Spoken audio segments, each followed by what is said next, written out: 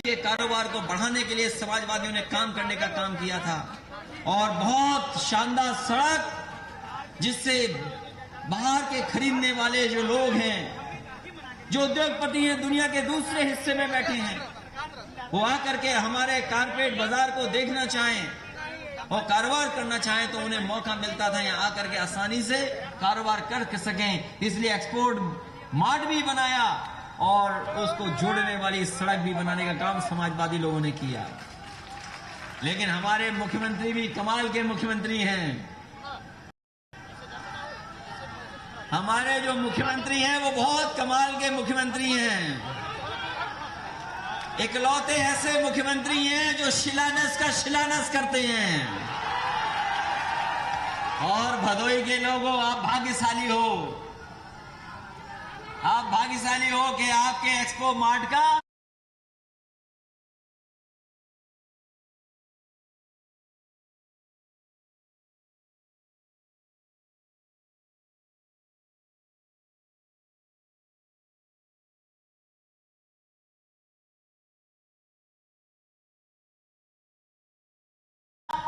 उद्घाटन फिर उद्घाटन किया। ये पहली सरकार है जिसके पास रंग बदलने के अलावा एक हमारा पत्रकार साथी यही मिर्जापुर का ईमानदार शरीफ, उसने केवल ये खबर चला दी कि नमक रोटी से बच्चों का भला हो रहा है, उस पर धाराएं लग गई, जेल जाना पड़ गया उसको। एक ने दूध में कहा कि पानी है, उसे जेल जाना पड़ा। सोचो कैसी सरकार चल रही है जब हम शिक्षक दिवस मना रहे हैं, जब हम डॉक्टर राजा कृष्ण सर्वपल्ली जी को याद कर रहे हैं, जो हमारे न केवल देश के उपराष्ट्रपति और राष्ट्रपति और भारत रत्न रहे, बल्कि दार्शनिक थे, फिलोसफर थे, गाइड थे न जाने कितने लोगों के लिए। उन्होंने जो शिक्षा दी, रास्ता दिखाया, वही समाज और देश की भलाई का रास्ता है।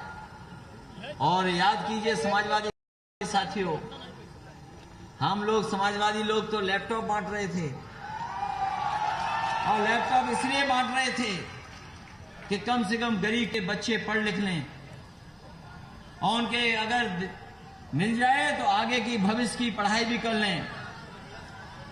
अभी सुनने में आया है कि ये सरकार स्मार्टफोन देने जा रही है। ये स्मार्टफोन हमें समझ में नहीं आ रहा, और जब नौजवानों के पास अपने आप फोन पहुंच गया तब सरकार कौन सा स्मार्टफोन देने जा रही है। और फिर मुख्यमंत्री जी ने इसलिए लैपटॉप नहीं दिया, मैंने कई सभाओं में कहा और फिर कहता हूं, क्योंकि हमारे मुख्यमंत्री जी को लैपटॉप चलाना नहीं आता, इसलिए वो लैपटॉप नहीं बांटते हैं। वैसे तो ये बात शिक्षक अच्छी तरह समझते होंगे, हमारे शिक्षक लोग अच्छी तरह समझते होंगे कि हमारे सरकार के मुखिया का रास्ता क्या है, उनका रास्ता क्या है। अब उस बारे में मैं नहीं कहूंगा, क्योंकि उसी की वजह से सब गड़बड़ है। ये कोई ऐसी चीज है जिसकी वजह से गड़बड़ हो रहा है सब, उसी की वजह से बीजेपी ने संकल्प पत्र नहीं उठाया। जो वजह आप बता रहे हो, उसी की वजह से संकल्प पत्र नहीं उठा, और संकल्प पत्र पूरा ही नहीं हुआ। भारतीय जनता पार्टी का पत्रकार साथियों, हम कहना चाहते हैं पत्रकार साथियों, आपकी जिम्मेदारी बड़ी है।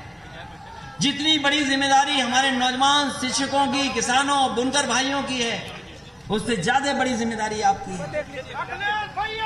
इनका उठाइए संकल्प पत्र, पहला पन्ना खोलिए। पहले पन्ने पे लिखा है कि किसान की हम पैदावार की आय दोगुनी कर देंगे। बताओ किसान भाइयों, इनसे कब आय मांगोगे दुगनी? जो आय नहीं दे सके दुगनी, नौकरी नहीं दे सके, रोजगार नहीं दे सके, अच्छी शिक्षा नहीं दे सके, और स्वास्थ्य सेवाएं कैसी चरमरा गई हैं, कोई सरकारी इंतजाम नहीं है। जहां पर हमारे गरीब इलाज करा सकें। वही एम्बुलेंस जो समाजवादियों ने शुरू की थी वही चल रही है। ये एम्बुलेंस भी नहीं ठीक कर पाए। ये जो 102 108 एम्बुलेंस है, ये समाजवादियों की देन है, ये भारतीय जनता पार्टी ने नहीं चलाई।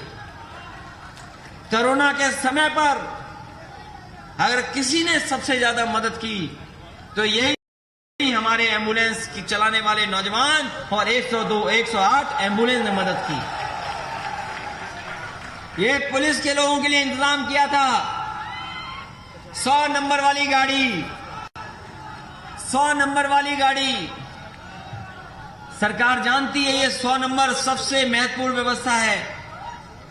और इस व्यवस्था को हम लेकर के आए थे अमेरिका से, जहां पर न्यूयॉर्क में जो इस तरीके से पुलिस चलती थी, न्यूयॉर्क में जिस तरीके से पुलिस चलती थी, वहां पर हमने अपनी सरकार में उस समय के अधिकारियों को भेजा था। और अधिकारियों को इसलिए भेजा कि वो देख करके आए कि व्यवस्था कैसे चलाई जा रही है अमेरिका में। वो देख करके आए, समझ करके आए। उसके बाद समाजवादी लोगों ने उत्तर प्रदेश में लागू की। 100 नंबर व्यवस्था लागू हो गई। और 100 नंबर इसलिए लागू हुई थी जिससे हमारे गरीबों को थाने न जाना पड़े। पुलिस आए, उनके गांव में, उनके कस्बे में, मोहल्ले में मदद करने पहुंच जाए। लेकिन पता नहीं हमारे बाबा मुख्यमंत्री को क्या हो गया, 100 का 112 कर दिया और पुलिस को भी खराब कर दिया। पता नहीं पुलिस को क्या हो गया है, जो 100 नंबर था 112 कर दिया और पुलिस को भी खराब कर दिया। इतनी ईमानदार पुलिस को गड़बड़ कर दिया इन्होंने। इसलिए हम कहना चाहते हैं कि ये सड़कें बनना, पुल बनना, ये जो पुल बने हैं गंगा पर, जो मिर्जापुर को जोड़ते हैं, 2 पुल, अगर किसी ने दिए थे तो नेताजी ने दिए थे। ये बीजेपी के पुल नहीं है। बीजेपी ने तो केवल उद्घाटन कर दिया उसका, उद्घाटन किया केवल। इसलिए अगर गंगा पे पुल भी बनाना पड़ेगा तो समाजवादी लोग आने वाले समय में सरकार बनने जा रही है, पुल भी बनेगा। और हमारे किसानों को, बुनकरों को बिजली की व्यवस्था में अगर मदद करनी पड़ेगी, क्योंकि हमारे किसान गरीब को बिजली का बिल ज्यादा देना पड़ रहा है। हमारे मुख्यमंत्री